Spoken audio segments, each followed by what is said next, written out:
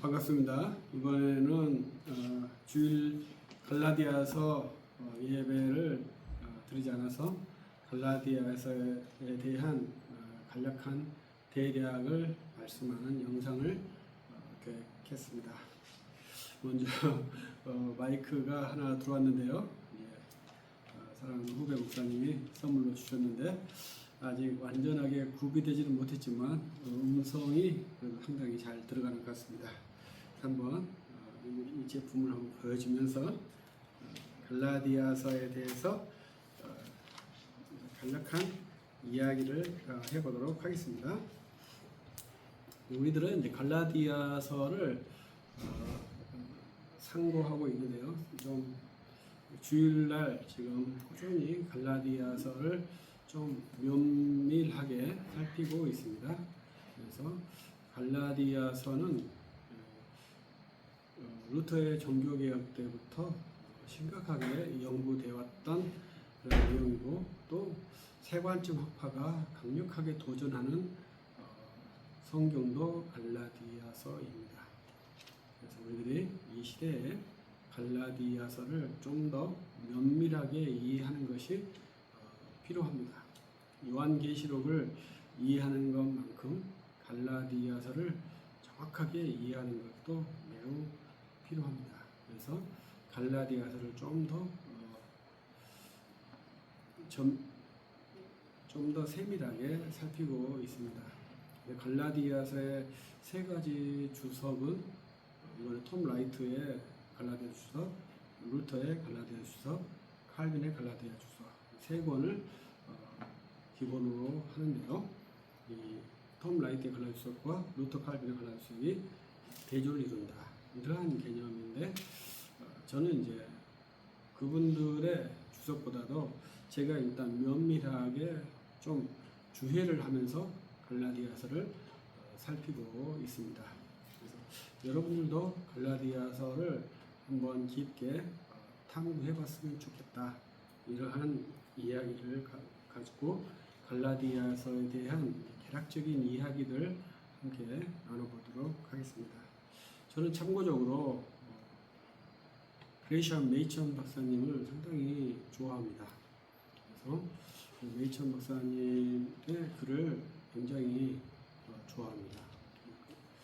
바울 종교의 기원, 기독교와 자유주의는 상당히 반복적으로 많이 읽었다고 생각합니다. 이제 동정녀 탄생은 너무 어려워가지고 잘 읽지 못하고 있는데요. 이제 저는 이제 메이천 박사님을 접한 것은 김길성 박사님께서 메이천의 교회론으로 박사학위를 취득하셨죠.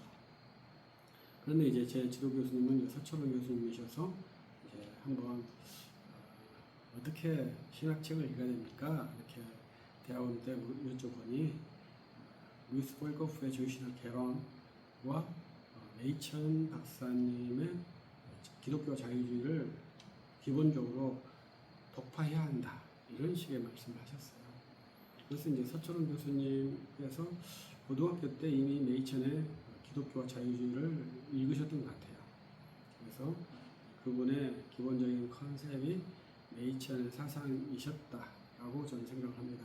그런데 이제 동료 교수께서 메이천 전공자이기 때문에 그러한 배려가 있어서 그분은 이제 강의 시간에 메이천에 대해서 강조한 적이 없거든요. 근데 제가 이제 여쭤봤을 때 메이천이라는 말씀하셔서 제가 메이천 박사님의 책을 좀 더 면밀하게 읽어보려고 많이 노력했고 또 이제 김길성 박사님께서 김세윤의 바울 종교, 바울 복음의 기원, 메이천의 바울 종교의 기원 이 두 개의 컨셉이 유사하다 이렇게 해서 그렇게 평가를 했다 이렇게 해서 제가 두 권을 읽어서 메이천의 바울 종교의 기원과 김세윤의 바울 복음의 기원은 전혀 유사하지 않다 이런 식의 논문을 쓰기도 했었습니다. 그래서 거기에 이제 바울 종교의 기원의 갈라디아서 내용이 상당히 많이 나오죠. 그래서 바울의 신앙이 도대체 무엇이냐 이러한 것을 논하는 것인데요. 바울 복음이 도대체 뭐냐 했을 때 메이천 박사님은 배타적 복음의 내용 이렇게 말하죠. 그래서 그 복음을 가지고 그 복음으로 복음을 전도해서 로마 제국을 기독교화했다 이렇게 주장하는 것이 네이천의 바울 종교의 기원이고, 김세윤 교수의 바울 복음의 기원은 뭐 이제 유대 중간기 문헌도 나오고 메리카바의 현 환상 이런 것도 나오고 여러 가지의 철학적 기법이 나와요. 그래서 네이천의 바울 종교의 기원과 김세윤의 바울 복음의 기원은 사상, 기저에 있는 사상과 전개하는 방식에서 전혀 다르죠. 그런데 갈라디아서는 이제 그 중에 이제 중요한 접점 중에 하나죠. 그래서 바울을 이해할 때 갈라디아서를 이해하는 것은 매우 중요합니다. 그래서 이 갈라디아서를 어떻게 이해할 것이냐 이러한 훈련이 매우 중요하죠. 신약 성경에서 갈라디아서를 이해하는 것이 상당히 중요한 관점이에요. 그 중에 하나가 이 저작 연도거든요. 갈라디아서의 저작 연도를 언제로 볼 것이냐 이런 건데, 메이천 박사님은 예루살렘 공의의 전에 쓰여졌다 이렇게 보는 걸로 저는 이해를 해요. 그래서 이것은 상당히 민감하기 때문에 여러분들도 한번 깊게 성찰을 해봐야 하거든요. 근데 우리는 통상적으로 15장 예루살렘 공의 이후에 갈라디아서로 보기도 하는데요. 이전으로 봐도 스토리는 들어가고, 그렇게 이전으로 보면 바울의 복음의 역동성이 매우 강력하게 알 수 있는 것이 갈라디아서의 특징입니다. 그러나 이제 루터나 칼빈은 그 연대기에는 그렇게 깊은 관심을 두지는 않아요. 그러나 이제 톰 라이트 같은 사람은 또 연대기에 중요하게 생각을 하지 않습니다. 그러니까 이제 종교사학파 계열은 연대기의 결정을 상당히 중요하게 생각하죠. 그러나 증명된 사안은 없습니다. 그래서 어떻게 그림을 그릴 것인지 이러한 것을 한번 깊게 훈련을 해봐야 되고, 메이천 박사님은 갈라디아서와 사도행전을 잘 이렇게 종합해서 바울의 생애를 구성하려고 노력을 했죠. 왜냐하면 사도행전의 보고와 갈라디아서의 보고가 마치 어떻게 보면 일치하지 않는 것처럼 느껴지거든요. 그래서 이러한 것들을 어떻게 조화할 것이냐. 그래서 바울 서신에서 바울을 그리는 것과 사도행전에서 바울을 그리는 것 두 가지의 초상이 일치하지 않다. 이러한 특이한 내용들도 있죠. 그래서 우리는 이 두 가지를 똑같은 사건을 보고, 그래서 어떻게 바울의 생애를 조화스럽게 만들 것이냐 이러한 훈련도 하고 있습니다. 그래서 이 갈라디아서를 1장부터 6장까지 되어 있는데요. 그래서 1장부터 2장 중반까지는 바울 다른 복음을 용납하지 않으면서 자기의 사도권 그리고 바울의 생애 이러한 것들이 논증이 되어 있죠. 굉장히 전투적이고 적극적인 방식으로 갈라디아서를 개진하고 있다고 봐야 합니다. 그리고 이제 2장 14절부터 게바 이야기를 하면서 율법과 복음에 대해서 말씀을 하고요. 그래서 2장 14절부터 그리고 16절에 오직 예수 그리스도를 믿음으로 말미암은 줄 알므로, 여기가 이제 세관점 학파의 가장 키포인트 문장이죠. 우리는 예수 그리스도를 믿음으로 이렇게 번역을 했는데, 세관점 학파는 예수 그리스도의 신실성으로 이렇게 번역을 하는 것이죠. 이 번역의 차이가 굉장히 큽니다. 매우 심도 있게 생각해야 됩니다. 믿음과 신실성, 그러니까 참 신실성 페이스풀린이 있거든요. 이 페이스와 우리는 이제 이 두 개의 단어로 번역을 한다는 겁니다. 우리는 이걸로 번역하는데 세관점 번역이 이 단어를 신실함으로 번역을 한다는 거예요. 근데 이 단어는 기본적인 의미가 우리는 충성이라고도 번역합니다. 충성이란 말이 로얄티 이란 말이잖아요. 이건 다른 말로 하면 성실 이란 말로도 번역을 해요. 신실함이 뭔지는 모르겠습니다만 성실 이런 말로도 우리들이 번역하죠. 이것은 이제 믿음인데 믿음은 다른 말로는 신이죠. 신은 동사이기 때문에 이 신을 동사한 믿음을 쓰고 이것을 다시 동사로 하면 신앙. 종교 행위를 신앙이라고 하죠. 그래서 이 두 가지 단어로 번역을 할 수 있다는 거예요. 번역의 선택의 문제거든요.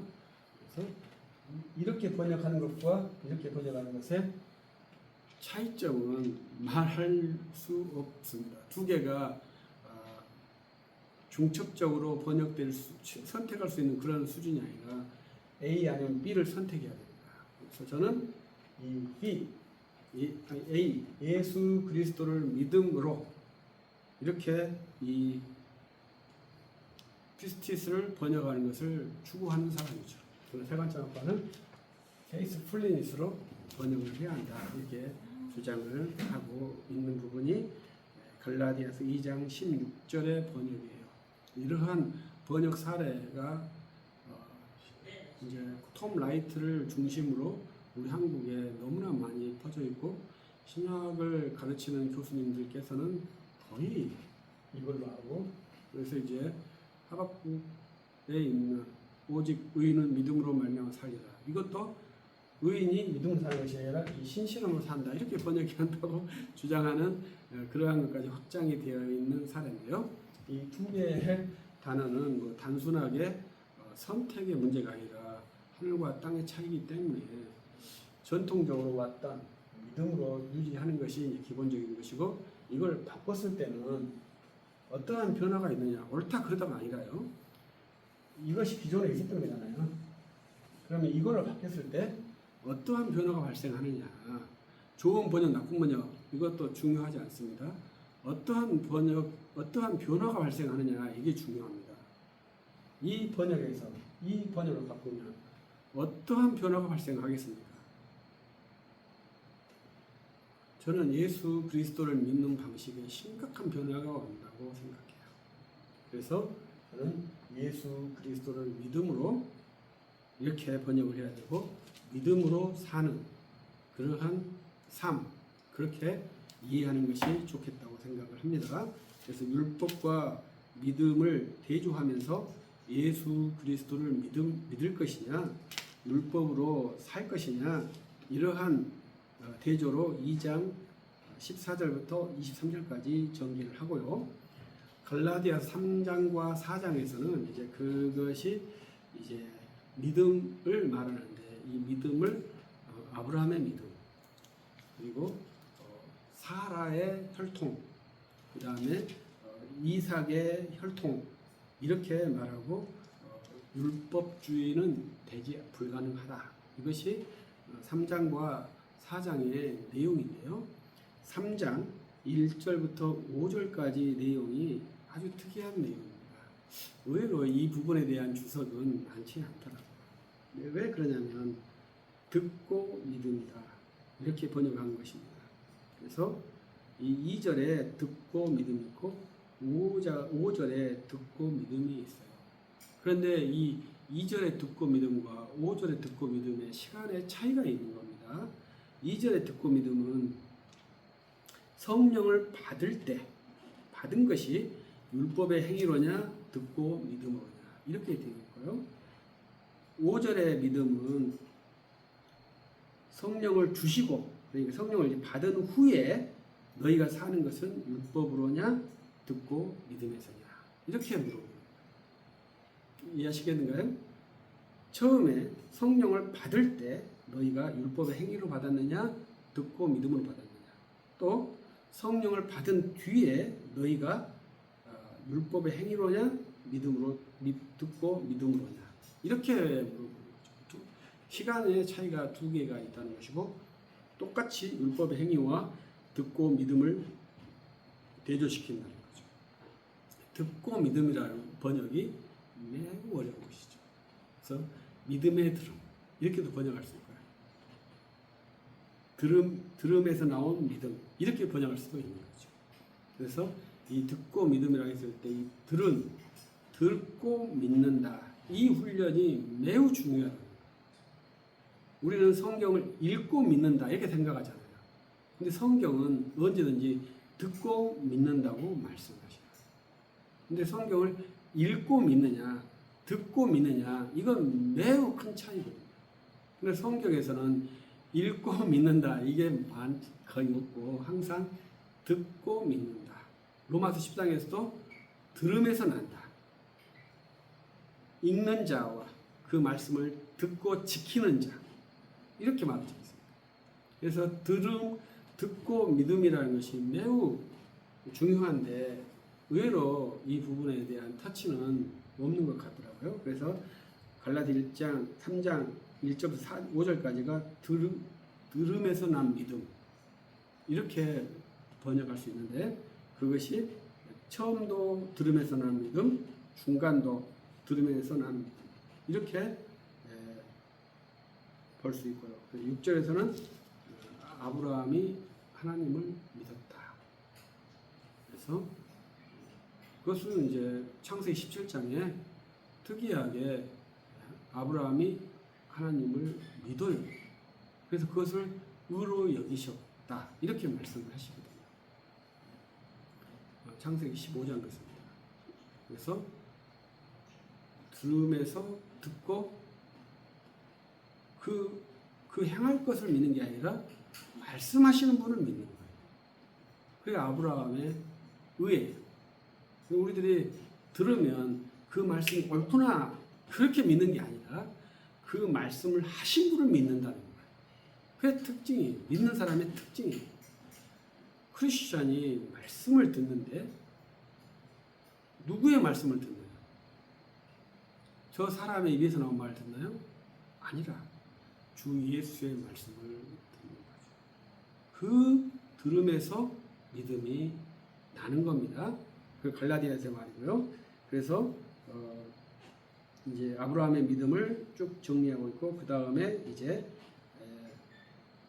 율법으로는 아니다. 이거에 대해서 하갈과 사라에 대해 예를 들고요. 4장에서는 또 율법주의로는 아니면서 용학선생에 대한 이야기를 해주죠.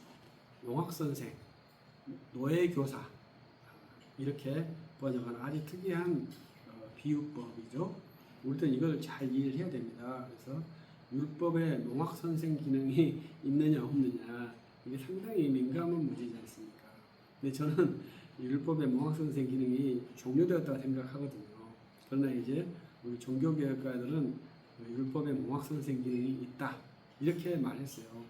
근데 그 법이란 것이 상당히 모호합니다. 왜냐하면 법은 교육적인 것이 있고 또 죄를 억제하는 기능도 충분히 있기 때문에 그러죠. 또 우리 칼빈 루터 시대에는 재정일치 사회지 않습니까? 그래서 하나님 말씀으로 국가법을 운영하려고 하는 시대예요. 그렇기 때문에 더 율법과 법을 이렇게 분류하기가 쉽지 않았을 거예요. 그러나 지금 우리 사회는 국가 재정이 분리된 그러한 종교 자유국가가 되었잖아요. 그래서 루터와 칼빈 시대의 신학 사유를 우리 시대에 분류할 때 쉽지 않은 게 그거예요.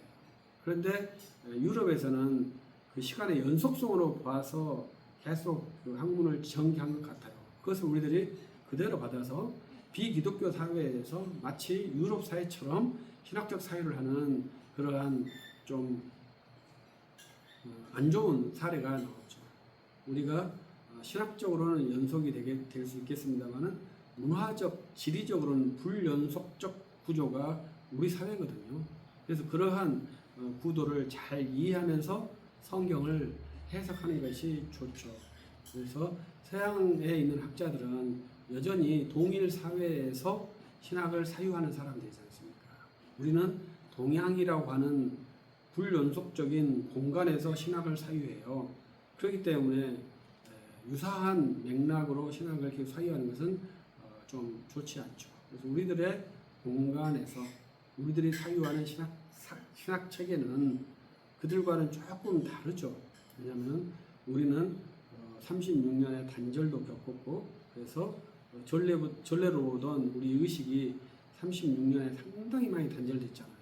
그리고 급속화된 근대화에 의해서 우리들의 의식이 굉장히 저는 불안하다고 생각하거든요. 그러한 상황에서 우리들이 신학을 하기 때문에 매우 주의를 해야 합니다. 그리고 5장과 6장에는 그리스도의 자유에 대해서 말을 합니다. 그래서 제가 5장 1절을 한번 제가 읽어드릴게요. 그리스도께서 우리를 자유롭게 하려고 자유를 주셨으니 그러므로 굳건하게 서서 다시는 종의 멍에를 매지 말라. 우리는 이 말에서 다시는 종의 멍에를 지지 말라 이거에만 많이 포커싱을 하는데, 저는 자유롭게 하려고 자유를 주셨으니 이 말이 상당히 황당한 거예요. 그러니까 이 말은 번역이 리버티 앤 프리거든요. 근데 우리는 리버티와 프리를 잘 분별을 못하는 거예요. 우리는 이제 그것을 해방과 자유거든요. 해방을 저는 프리라고 보고 리버티를 자유라고 봐요. 그런데 우리들이 프리 유니버시티를 자유대학이라고 많이 했잖아요. 근데 또 다른 말은 또 자유파라가 아니고 해방파라고 이렇게 번역을 했어요. 그러니까 어떻게 문자적으로 하면 해방대학이라고 번역을 해야 되고, 미국에 있는 리버티 대학은 거기는 자유대학이죠. 그래서 프리와 리버티 개념이 아주 긴밀하게 되어야 되는데, 우리는 그 프리와 리버티 개념이 없다는 증거가 5장 1절의 번역이에요. 어휘가 다르거든요. 그런데 똑같이 자유로 번역했기 때문에 자유롭게 하려고 자유를 주셨습니다. 이러한 이상한 워딩의 번역이 나와버리는 것이죠. 우리의 번역이 해방과 자유가 있는데 그 해방과 자유를 교차롭게 쓰지 못하고 둘 다 자유를 써버리는 거예요. 그래서 자유에는 두 가지 개념, 죄로부터 벗어남의 자유, 하나님의 은혜 안에 있는 자유, 둘 다 자유거든요. 둘 다. 죄에서 벗어나면 하나님의 은혜로 가고요, 죄에 매이면 은혜에서 멀어지는 것이죠. 그래서 두 개가 똑같이 비례적으로 작용하는 것인데 자유의 방향성은 다르죠.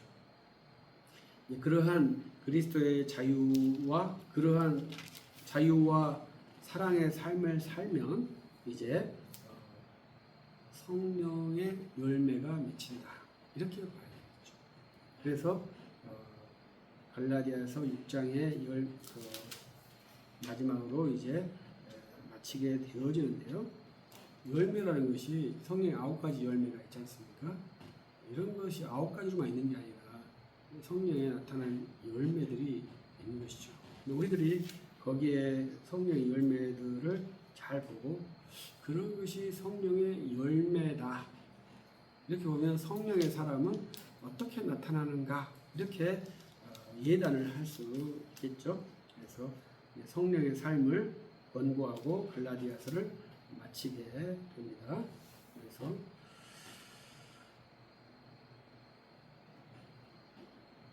마지막에 이제 6장 14절에서 우리 주 예수 그리스도의 십자가 외에는 결코 자랑할 것이 없으니 그리스도 만나 세상에 나를 위하여 십자가를 굽으시고 내가 또한 세상을 대하여 그러하니라.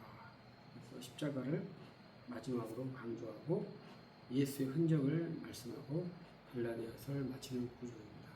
갈라디아서 1장에서 6장까지 내용은 1장에서 2장 중반부까지는 갈라디아 사도 바울이 다른 복음에 대한 강력한 변증을 위해서 자기의 생애 경험담을 제시해주고 있고, 그리고 2장 중반부부터 2장 마지막까지는 예수 그리스도를 믿음으로 의롭게 됨에 대해서 피력하고 있고, 3장부터 4장은 들음에서 난 믿음, 그리고 그 믿음의 시초가 아브라함과 이삭, 야곱으로 이어졌다, 이런 것에서 우리 믿음의 주상들, 그리고 5장과 6장에서는 이제 자유, 믿는 자에게 주신 자유, 율법에서 벗어난 자유, 그리스도 안에서의 자유, 이것은 곧 성령의 삶이고 성령의 삶으로서 나타나는 표지들.